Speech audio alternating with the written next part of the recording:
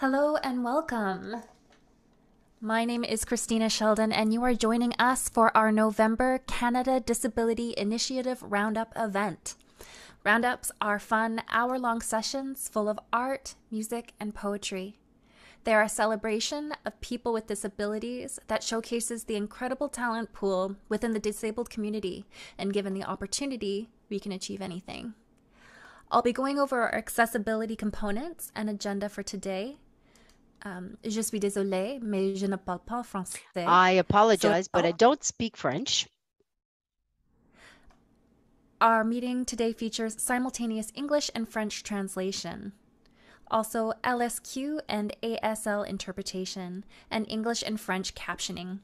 Please take a moment to adjust your settings as appropriate. So first, select your preferred language, English or French. You do this by selecting the interpretation option on your Zoom menu. Once you select this option, you will not need to change the language settings again during the presentation. You must select a language even if you want to hear this presentation in English. If you're using a mobile device such as a phone or tablet, you can find language interpretation options under More. For those who require ASL or LSQ interpretation, we will be spotlighting those components throughout the presentation. We recommend using Zoom's speaker view to view the interpreters and current presenters. If you are using shortcuts, you can press Alt F1 on your computer to switch between these views. And if you're using a Mac, you can do this by pressing Command Shift W. To enable captions, select the Captions option on your Zoom menu. If you would like to adjust the size and placement of these captions, you will need to go into your Zoom accessibility settings. If we can support you through this presentation, please leave a comment in the chat box and someone will assist you. This presentation will feature pieces from individuals with disabilities from across Canada. Whilst we would love to hear your feedback verbally, there are too many of us here today to hear from everyone individually. Therefore, we ask that you use nonverbal reactions to show appreciation for our presenters. This includes using the reactions option on your Zoom menu, comments in the chat box, and hand waving if you have your camera turned on. For those participants who have their camera on, we may also take the opportunity to spotlight individuals between our presenters. Please note that out of respect to our artists and those who use screen readers, we will be turning off the chat box during each performance. We want our artists to focus and for everyone to enjoy the performances uninterrupted. To summarize our accessibility options, please select your language using the interpretation option, select speaker view, enable captions if required, and finally, make sure to give us your thoughts in the chat box or on screen with your waves. Our team members are on hand to help you with any technical difficulties you may be experiencing. As a woman with Dene ancestry from Utsalke up north, which is in the Northwest Territories across the lake from Yellowknife, I wanted to acknowledge that I am speaking to you from the unceded territories of the Coast Salish peoples, the Squamish, Tsleil-Waututh, and Musqueam nations. Territorial acknowledgements are just a small part we can play in enacting decolonization in Canada. My pronouns are she and her. I have long brown hair and brown eyes. And owing to my native ancestry mixed with German, French, and possibly some other things, I have an exotic look that often confuses people about my nationality. Today we are celebrating Indigenous Disability Awareness Month. I myself fit the bill as I have a C4-C5 spinal cord injury and live with chronic pain, spasticity, fatigue, and although I'm able to walk, it's with a permanent and obvious limp. We also have two more phenomenally talented Indigenous artists today who identify as living with a permanent disability. Today we'll hear from Christa Couture, an award-winning and performing recording artist, nonfiction writer, and broadcaster. She is also proudly Indigenous, mixed Cree and Scandinavian, queer, disabled, and a mom. Today she'll be sharing excerpts of her work along with her latest single. We also get to speak with Donavon Gates, a Haida painter and carver who works in many mediums, but mainly wood as of late. Originally, Donavon couldn't be with us live today, so we have a pre-recorded interview of him talking about his art and process. Although, Donavon, I think you are actually in the audience today, so hello to you, Donavon. I am so happy to be invited to speak here again. And I was showcased a couple months ago. I'm a singer-songwriter, and I'm currently working on my next song, which will be released in the next couple of months. And I'm genuinely happy to be a part of the Disability Without Poverty movement, not just for myself, but for the people I love as well. My mother gave me permission to share her story and how incredibly difficult life has been trying to work with the PWD, Persons with Disability Benefit, and its archaic rules. Because she lives with her husband, her own income has been cut off completely, and now she has to rely on his income. As a woman who's been fiercely independent her whole life and has always taken care of herself, having to rely on a man's income is a little uncomfortable. Never mind that the one income isn't even enough for the both of them to live within reasonable comfort. I know that a supplemental income that doesn't get clawed back would improve my mom's quality of life tenfold. I would do anything to help her get this. And so I'm here lending my voice to the cause in hopes that we can make such an impactful difference on so many lives, actually including my own too, for ourselves and for our loved ones. With that in mind, I would love to sing for you a song that's one of my favorites. I wrote it with the feeling of trying to find stability in an unstable landscape. This song is called Lost and Found.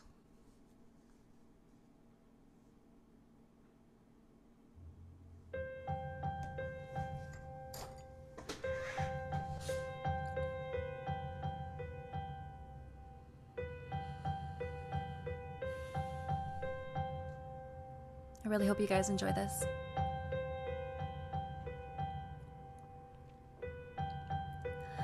Skipping, dancing across these stepping stones, awkward feet, eyes intense and focused, trying to find the beat.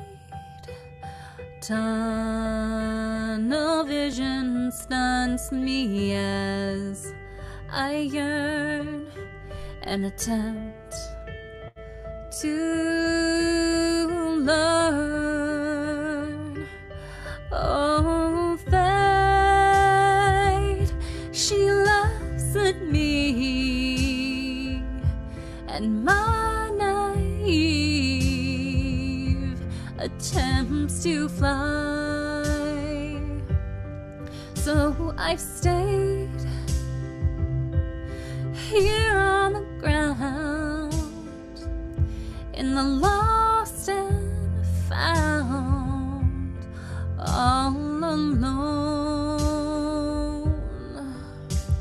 lost in this middle ground, this in-between place where questions roam and nothing is safe. I just want to breathe in something real.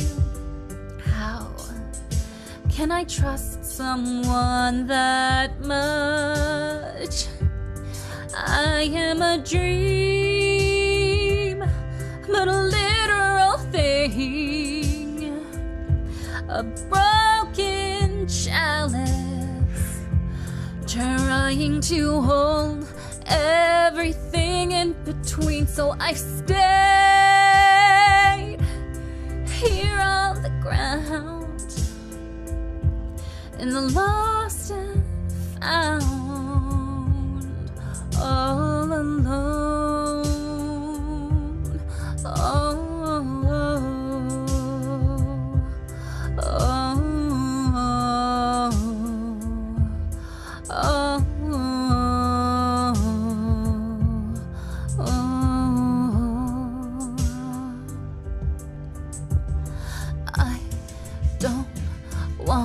To be searching anymore. I don't wanna be searching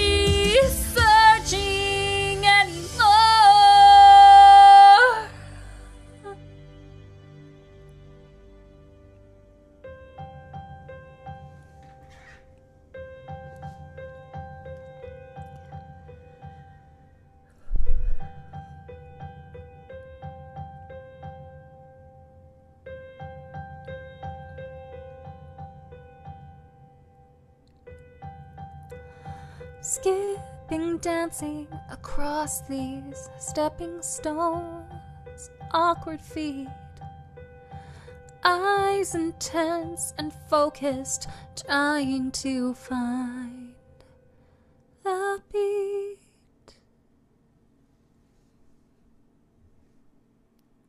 Thanks, everyone. Okay, so if you'd like to follow me, listen to my music, or learn more about me, my website and socials are being copied into the chat. And if you follow me on Spotify and Facebook and all that jazz, I'll love you forever. Algorithms and all that. Next, I am happy to introduce to you today Christa Couture. I had the pleasure of sharing the stage with her for Women's Day in 2018. She is wonderful, kind, and obviously very talented. Please welcome Christa Couture.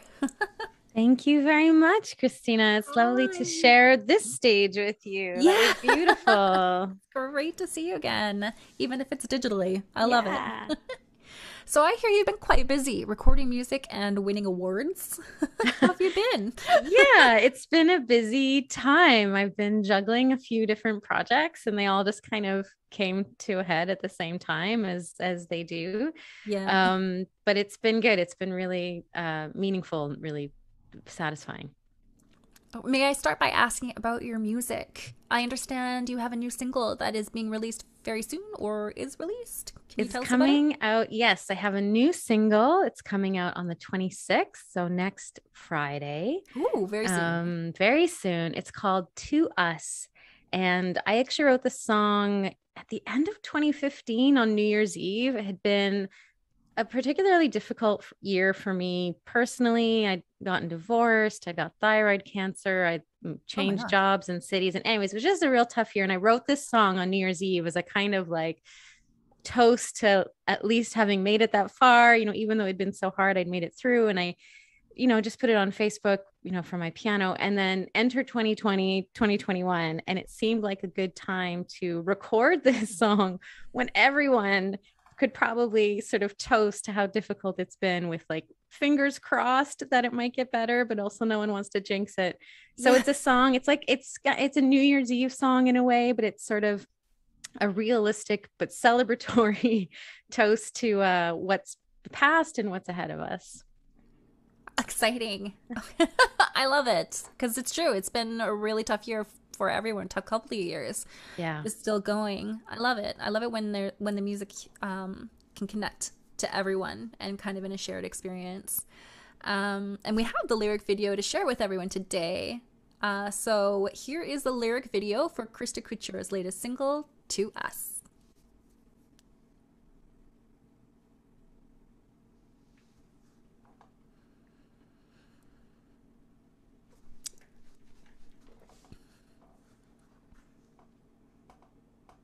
Oh, our human ways that we tally up the days. We fold the corner of a page to keep our spot.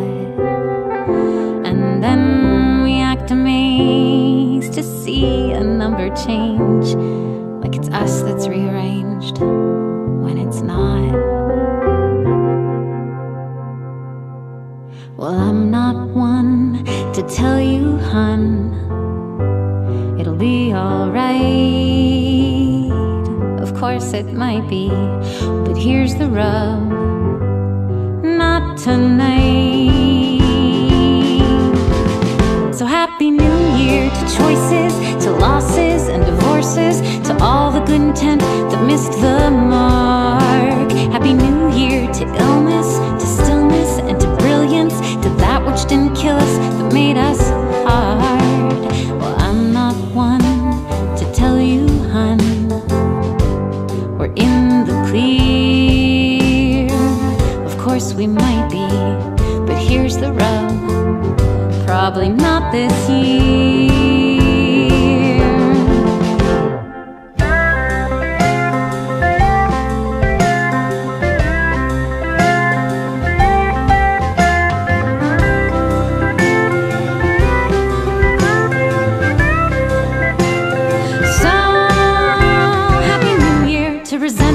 Disappointment and enjoyment, To all the best laid plans we won't pull off.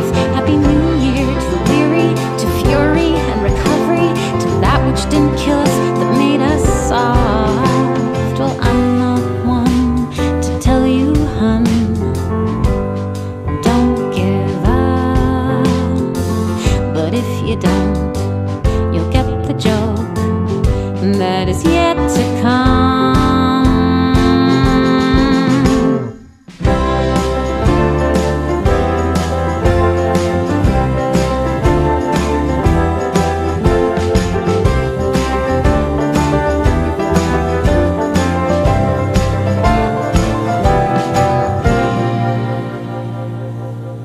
Yeah, happy New Year to us.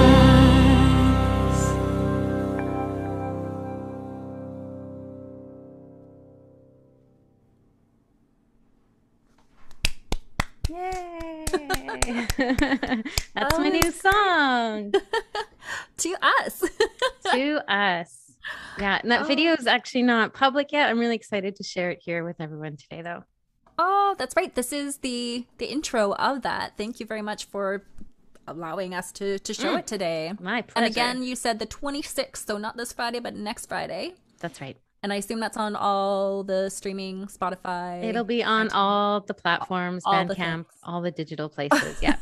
Fantastic. I'm actually curious. I'm always curious when it comes to like music videos or lyric videos, what the idea behind it is. Did you have anything in particular for the reason why you chose those images? Yeah. I mean, when lyric videos don't always have images that go with them. They can just be the words. It's kind of a low budget way to make a video or to make sure people kind of get the message of the lyrics. And I found that footage. I was looking for something, that was maybe kind of from a party, or I was maybe going to just use footage of like a party, like a New Year's Eve party. And then I found this footage of the aftermath, and it just fits so perfectly. I think I got it on unsplash.com. They have like royalty-free stock footage you can use. And it just kind of had the perfect feel of waking up the next day, assessing the damage, and flopping back into bed. It just went with the song really well as a kind of, well, that was fun. Now what, That's great. I honestly thought that you had purposefully no, very low budget. This was you would stock never footage. know. I know stock footage that you can legally use, and me just editing it on my computer. And right. Very much a DIY project. Totally gonna working have to with copy you on this. That is great. Do it. I didn't know that was possible. Okay, new lyric videos coming up for Kristina. Yeah. Okay, so you have also been writing, which I think is fantastic. I know you've written the book How to Lose Everything, which I haven't yet read personally, unfortunately, but I've heard it's exceptional. Is that where the excerpts you're reading for us today come from? Yes. So I've been making less and less music over the years, and actually getting more into writing. As much as I made that new song, and I love that it's out in the world, mostly my creative work has been going into my creative energy has been going into other projects. And so my memoir came out last September, like in 2020, and then in paperback this fall. The audiobook is supposed to be out any day now. It's a memoir that is each chapter tells a story of a different loss that I've experienced. Oh, wow. And you've won an award for that short film. Could you tell us a bit about that?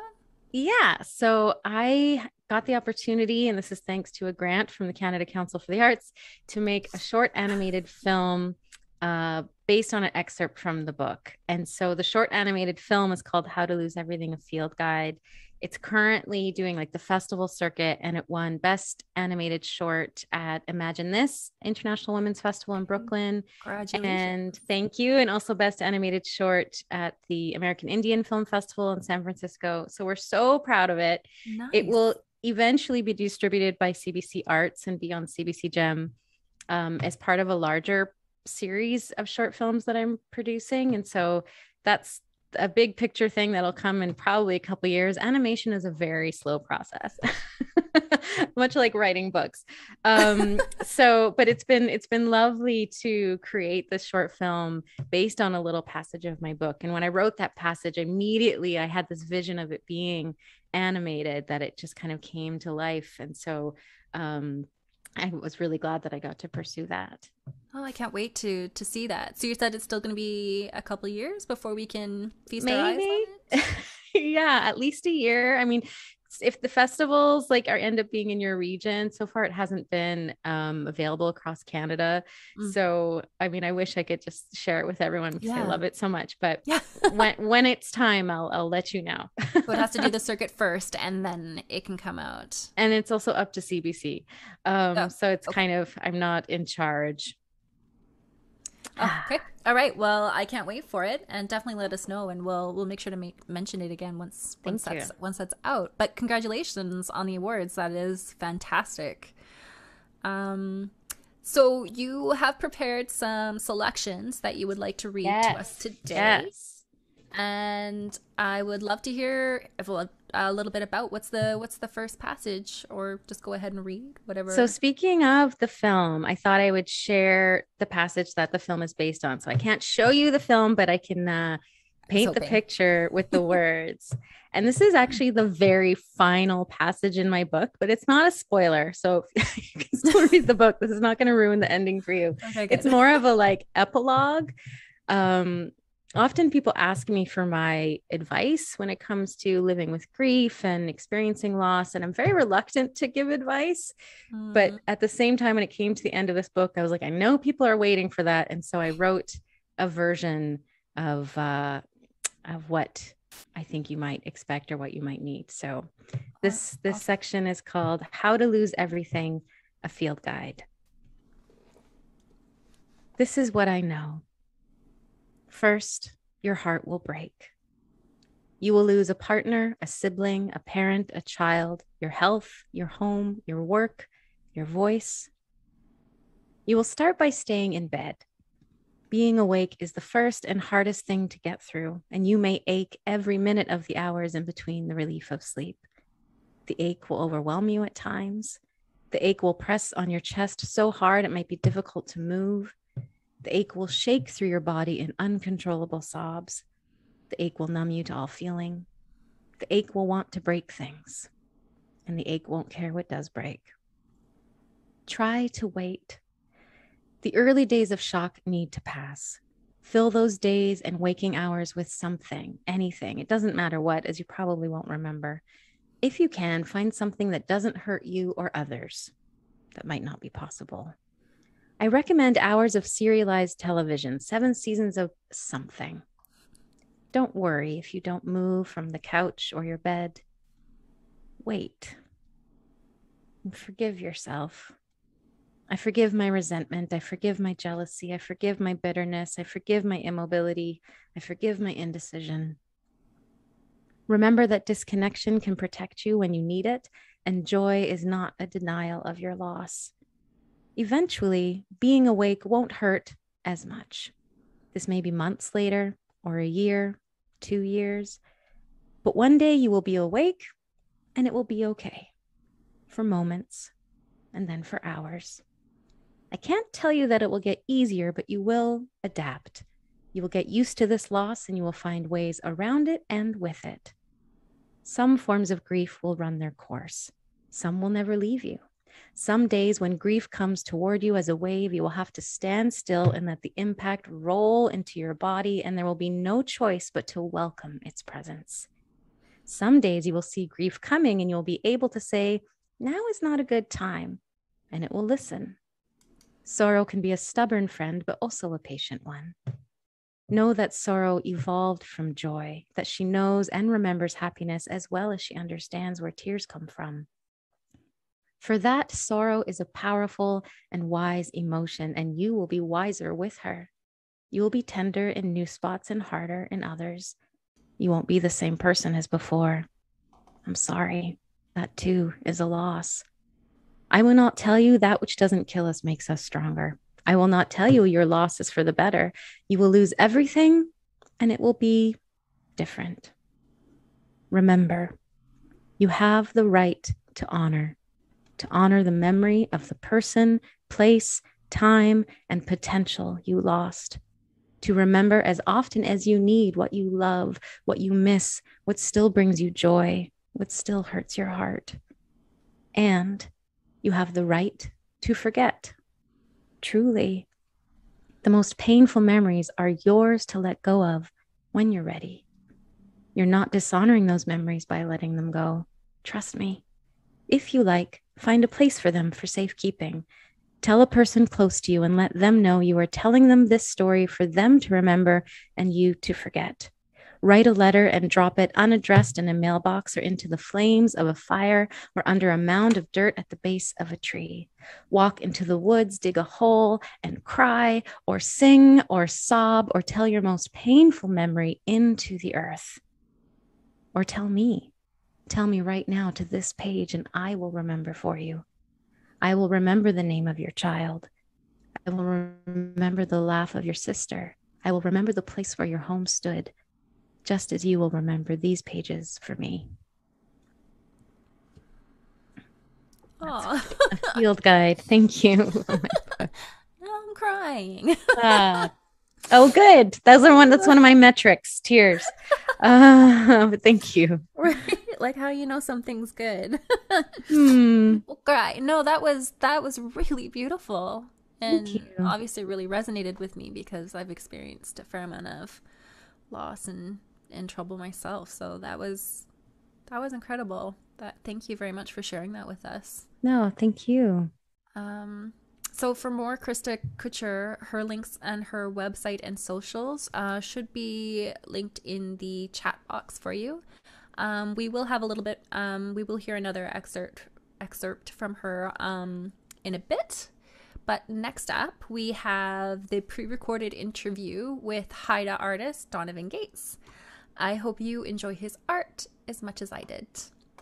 So without further ado, here is Donavon Gates and I and our pre-recorded interview.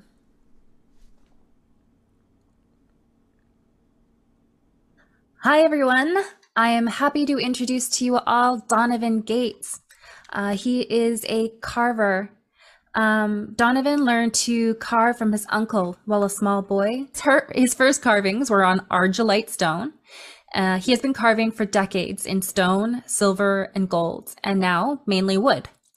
Donavon is a registered member of the Old Masset Band from Haida Gwaii Islands on the west coast of British Columbia. Through his mother, he shares the Raven Crest, one of the two main crests of the Haida Nation. His artwork reflects his Haida heritage. Pictures of his work can be seen on the website My Mondo Training, your online First Nations art gallery. And we have the website for you there, which we'll probably stick in the chat box as well for everyone, so you can easily copy and paste it. Just so you know, the carvings shown on this site have been sold, but it'll give you a wonderful idea of his portfolio. And another biographical reference without photos is at this other website. I'm not going to try and say it out loud, but again, we'll probably have that up in the chat box for you guys. So now Donavon can be reached by phone for all inquiries about his artwork, and that's at 250-857-7230. And again, we'll stick that in the chat box for you to make sure that you have that.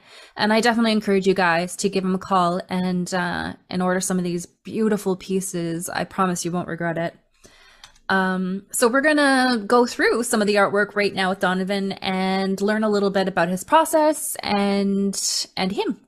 So the first picture that I have is of a Canadian flag, and it looks like a heart with, I believe it's an eagle and a raven with their wings touching. And there's actually also a beaver on the right side in the flag. Can you tell us a little bit about this piece? Yes, that's eagle and raven, which is man and wife, represents family. Within the family bubble during the pandemic. Oh, nice. The beaver represents the essential workers that have really done a great job. Yeah. And then again, there's the color of the flag, which I've changed to a scarlet red because of the lost Indigenous children that they have found. I enjoyed doing that piece. It was a lot of painting and designing. I had a lot of fun with it. So we're gonna move on. Sorry, we have a bear and a beaver.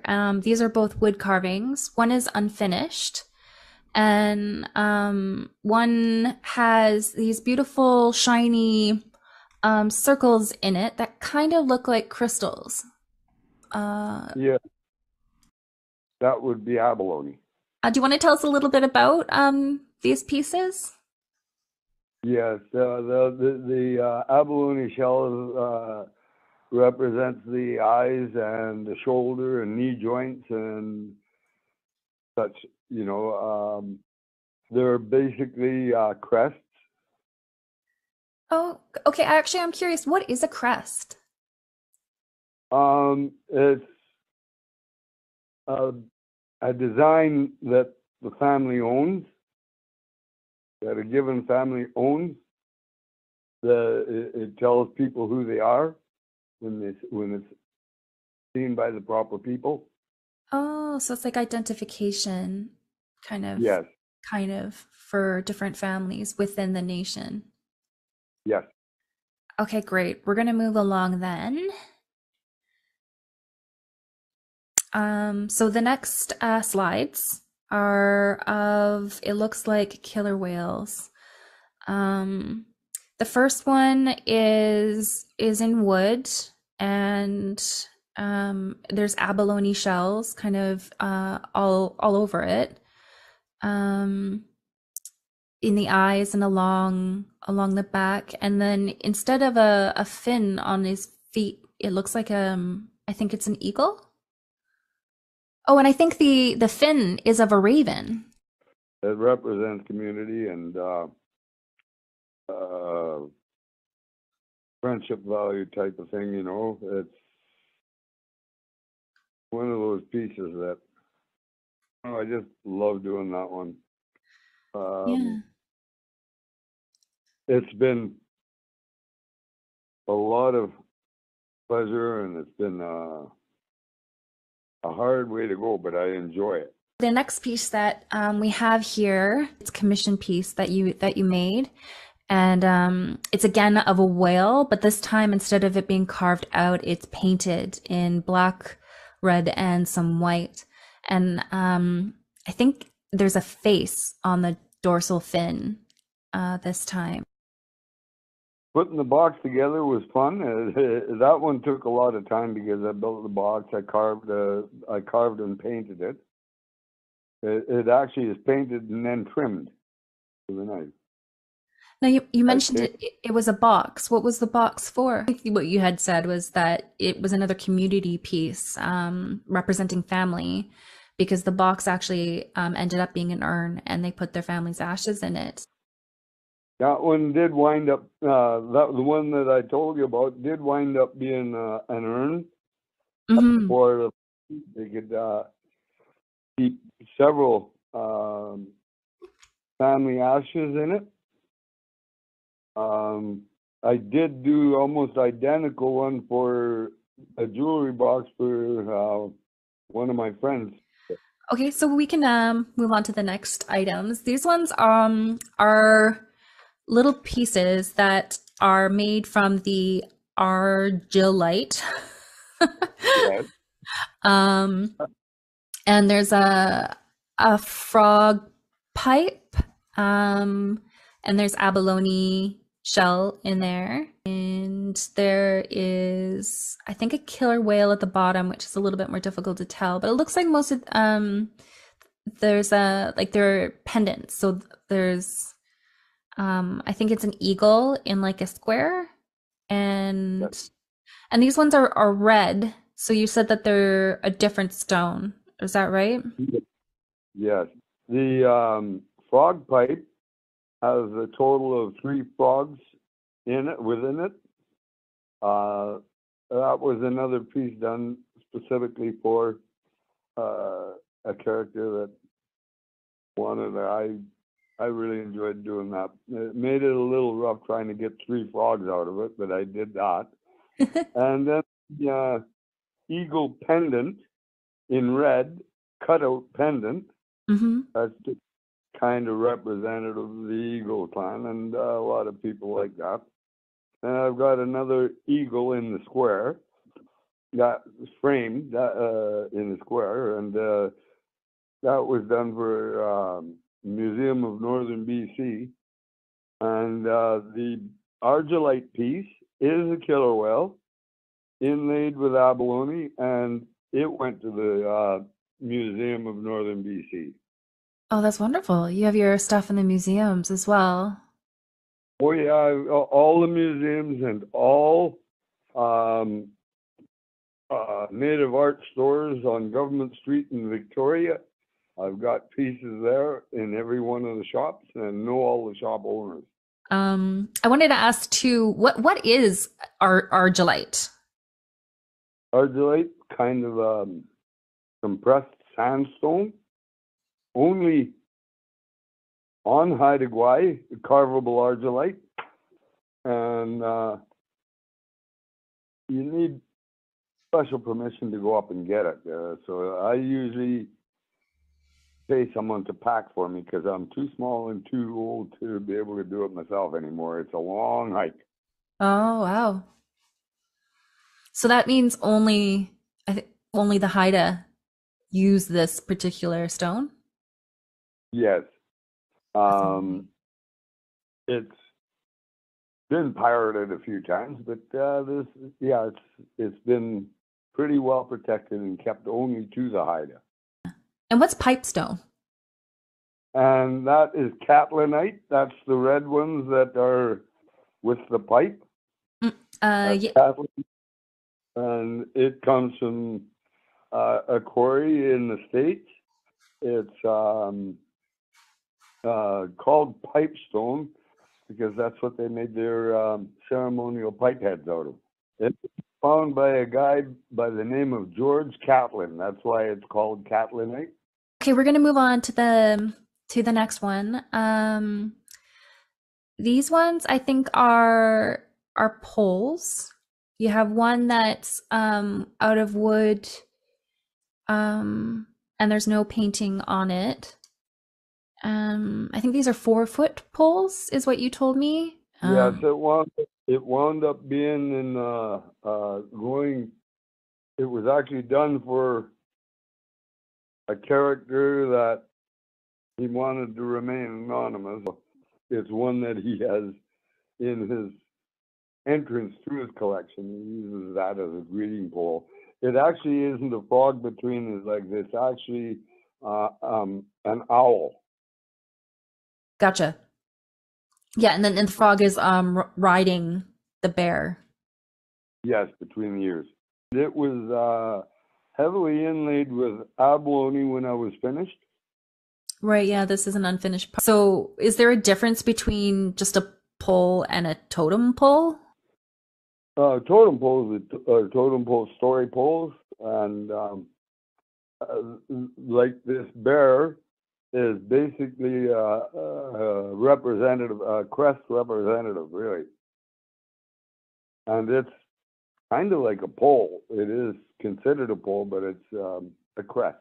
Okay, I think we're gonna move on to the next slide.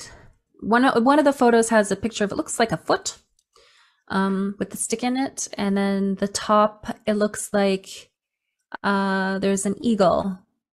And that's an eagle walking stick. That's done. What's really good about it is this one is an eagle, so it's a chief stick. If he's walking around the village and that, it tells people who he is and where he comes from and which part of the village he is a member of. You had mentioned talking sticks as well. What are the talking sticks used for? The talking sticks are used in council, which is usually a circle, and it's passed to the speaker. The speaker, as long as he's holding that, or she, is holding that and speaking, you remain respectful. You do not cut in. You do not say anything until the speaker has finished what he said, and then he'll pass it on to whoever's to speak next. It's just a show of respect when the person is carrying that. It's like a feather. We use them too, but talking sticks are more prevalent. Oh, or are you saying that sometimes they don't use sticks, the carvings, they use feathers? Yes. You find that the land informs your work as well? Yes. Well, everything that I put into my work is natural. It is part of Mother Earth's life. Mm-hmm. So we use that to carry on ours. Yeah, that talking stick that's with the box, that's a raven. You know exactly what we're doing. Yeah. So there's a box lid that was a commission piece that has the whale with the face, and then there's a raven talking stick. Yes. There's a raven talking stick with a frog stand. Yeah, that one was a lot of fun doing. I've done lots of them, but that one there had a natural curve to the grain. Can you tell us a little bit about your woodworking process? Yeah, I usually start out with an idea. I'll dream about it. Something will click in my head, and then I'll see a piece of wood or material that I've got, and it'll fit in. I will start on that, and like I say, sometimes it alters itself, shows me what it wants to be, and other times it enhances itself because it will cause me to carve shallow or deep because of the material itself. Several different methods, because with the walking sticks and that, I always make sure they're straight grained. Talking sticks, I use wood that usually has a natural bend to it. Some of the sculptures in wood, like killer whale sculptures and things, they will have a grain that will change on me. Sometimes it's frustrating because really get an order for a certain piece, and I'll start out doing that and it'll change on me. Wow. So thank you so much for sharing your art with us, Donovan. These are amazing, stunning, gorgeous, beautiful pieces. But maybe so we're also here because to talk about the Disability Without Poverty benefit. And I wanted to ask you about it, and what do you think of it, and do you know, like, what might it do for you? Well, okay. First of all, if it wasn't for disability, PWD, Aboriginal PWD, I really wouldn't have survived this long, because I didn't have it to get through. I was really sick. So yeah, so this here hopefully will assist me in moving forward with this pandemic. I've really appreciated the PWD and everything that they've done for me and for others. It's know a few people that have really needed and were able to survive because of PWD. Yeah, I like that idea, especially if it helps more people, you know. Yeah. Because it's a really good thing, especially at this time when it's really bad. Right, with the pandemic and everything. May I ask, if it's okay, do you have a disability that you identify with and are okay to share with us? Yes, I contracted TB in 1999, TB, tuberculosis, and I was in the hospital for a long time. I did survive and recover, but now when anything like when I was working. All I did was catch a few whiffs of smoke from the forest fires up north, Mm-hmm. and it dropped on the pavement. And since it happened twice, the doctor and the company said, "That's it. No more work. You're a year away from retirement. Take it." So Wow. PWD carried me through, and this will carry me farther. Does your disability inform your art as well?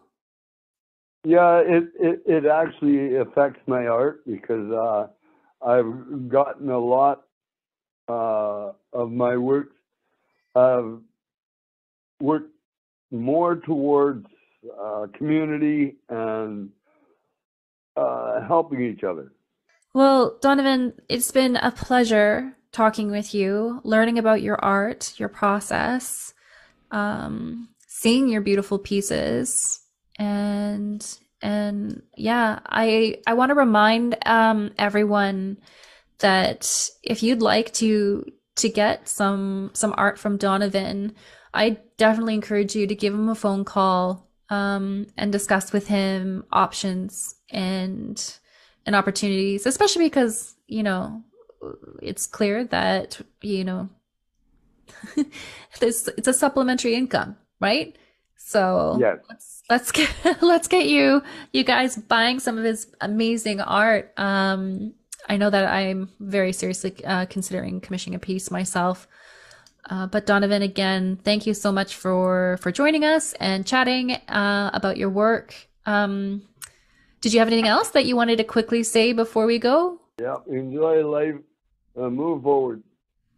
Don't let anything hold it back. Enjoy life, move forward, and don't let anything hold you back. That's it. That's beautiful. Thank you, Donavon, and it's been a pleasure. It has for me too. Thank you. That was fantastic. Honestly, I love Donavon's art. I kind of went a little bit heavy on promoting it, but I kind of got excited. One, because the starving artist with a disability is a real thing. And two, his work is authentic, phenomenal. And I always advocate buying native art direct from native artists. So if you want authentic haida carvings, then Donavon's your guy. And you know the money is going straight to him, which is a bonus as well. Moving right along, we're going to bring Christa Couture back to read a second passage for us. And welcome back, Christa. Oop, you're muted. Unmuted. Thank you. Would you like to quickly introduce this next piece that you'll be reading for us? Yes. So as mentioned, my book, How to Lose Everything, each chapter focuses on a different loss that I've experienced.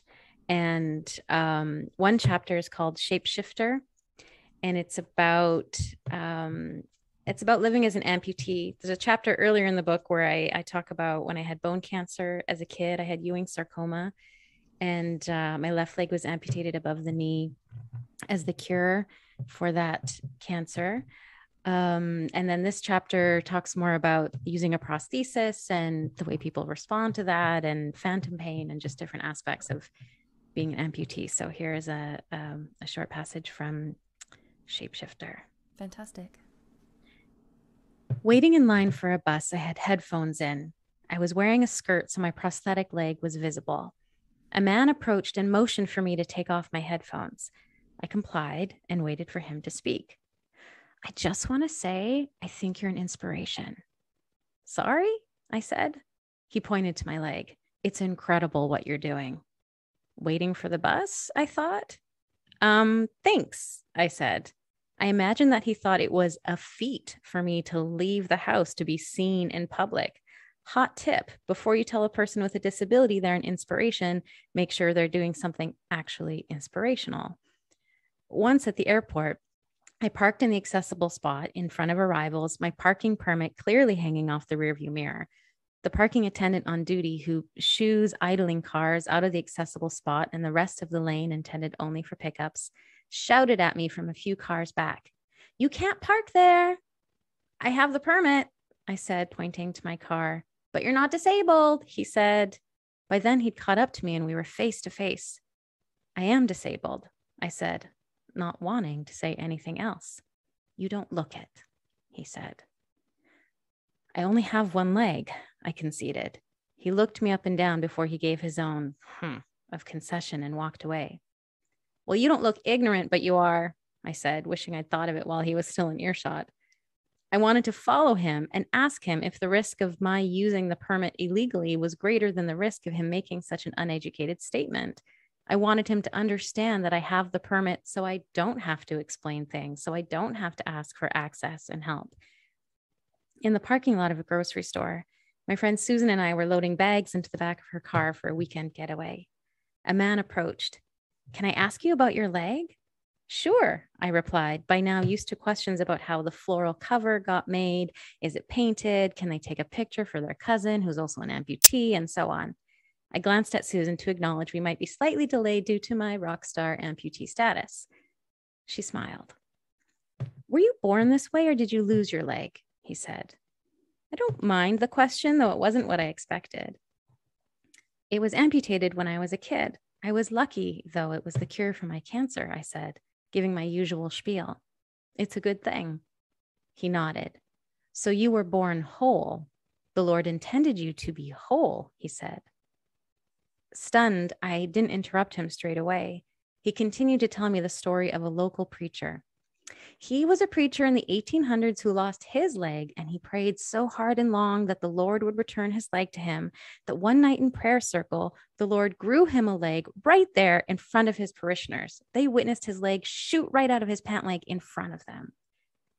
I was searching for words and looked at Susan, whose widened eyes darted between the man and me. Are you Christian? He said. No, I said with, please stop talking, clarity. Well, if you prayed to the Lord, sir, I am whole. I have no problem with how my body is, I began. He put his hands up and started to walk away, calling back, miracles do happen. Susan and I got in the car, and as she drove, I said everything else I wanted him to know. How dare he presume I want to be changed? Thank you. Again, identify with that so much. For people who don't have a disability, I think it's fantastic to read these things because there's a lot of ignorance out there and they don't realize how much it affects us. I think I was riding my scooter one day and somebody just kind of yelled out. He was talking to his friend, but he said it loud enough so I would hear on purpose. He was like, I bet she doesn't even need a scooter. And it's just, I kind of yelled back, yes, I do, because what else am I supposed to do? Yeah. And I was just kind of like, I already feel crappy that I need this. And thanks for making my day worse. Like, it's just, people don't think. Yeah. Anyway, thank you so much for sharing. Thank you. I thought people would relate to that one here. Yeah, totally. Like every person with a disability is probably nodding their head. And yeah. Yeah. All right. So before we let you go, though, I wanted to ask what your thoughts on the disability without poverty benefit are. Do you know exactly what it is? Yeah. I mean, I'm really excited about the work that Disability Without Poverty is doing because I think so many people don't know about this. You know, so many non-disabled people have no understanding of how the existing benefit works, don't realize, you know, the issues of being clawed back. And don't know kind of like the unemployment numbers and all of the things that are true for so many people with disabilities. And there's so many people with disabilities. And so I feel like the momentum with this movement is raising some awareness.